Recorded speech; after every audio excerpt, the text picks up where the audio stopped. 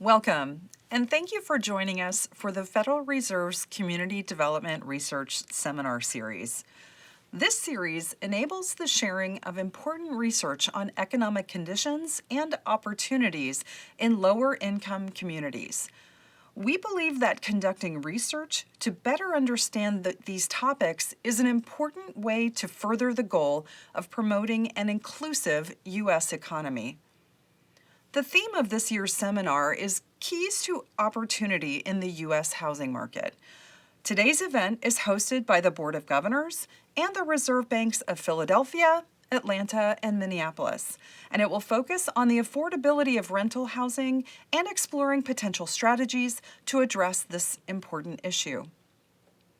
We know that high-quality research can help us understand and address challenging issues.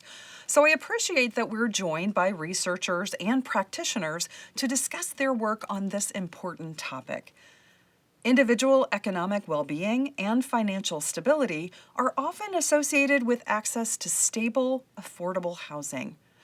Those at the lower end of the income spectrum tend to face the most acute hardships.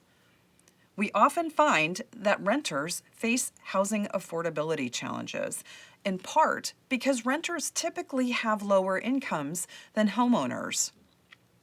In addition, the median renter also tends to pay substantially more for housing as a percent of their income than many homeowners. As a result, they tend to have less room in their budgets for discretionary expenses, potentially leaving them more vulnerable to income disruptions or to unexpected expenses. The most vulnerable populations faced significant risks going into the pandemic, but public policy interventions mitigated many of these risks. Some of these policies will be discussed today. The job losses experienced during the pandemic and other economic disruptions exacerbated concerns about ongoing rent affordability and delinquency, but fortunately, those concerns did not materialize.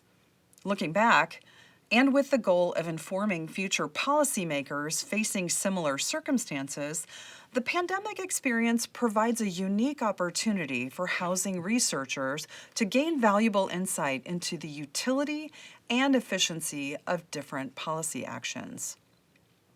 Which programs were most effective in supporting renters throughout this period? Were some more cost-effective than others? What are the lasting impacts on rental markets from these policies and protections? Are the lessons from the pandemic unique to that experience? Our first panel will offer insights into these questions as we think about how to prepare for future economic conditions. More recently, renters and their families have struggled with inflation. Rents also grew rapidly as we emerged from the pandemic. While rent inflation has eased, prices for renters seeking new leases grew by 18% in 2021 compared to 2% in 2019. This price growth has strained renters' budgets. A common way to measure whether renters are cost-burdened is whether they pay 30% or more of their income on rent. While wages have also risen during this time, in 2021, the percent of renters facing increasing cost burdens rose to 49%, up from 46% in 2019. These increased costs and these cost pressures underscore the importance of the Federal Reserve's efforts to fight inflation, which can complement efforts to address other factors affecting rent prices, including increasing the supply of rental housing.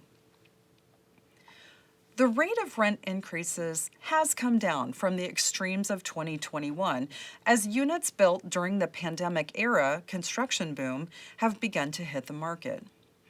However, the most recent data show that new lease prices remain more than 20% higher than they were before the pandemic. This means that the average renter signing a new lease in 2023 will pay over $200 more per month on rent than they would have in 2019.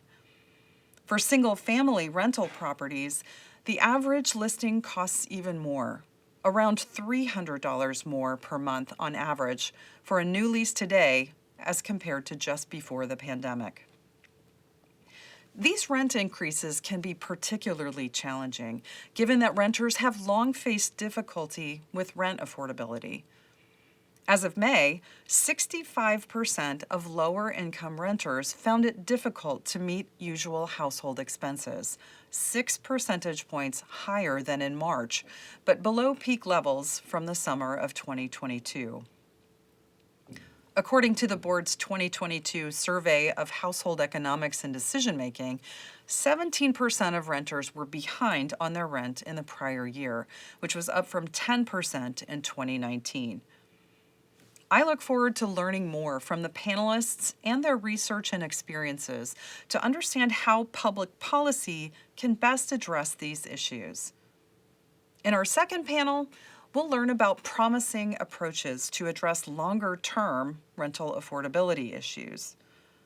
For example, how do state and local land use regulations impact the availability of low-cost housing? How would novel approaches to housing development increase supply and longevity of affordable units?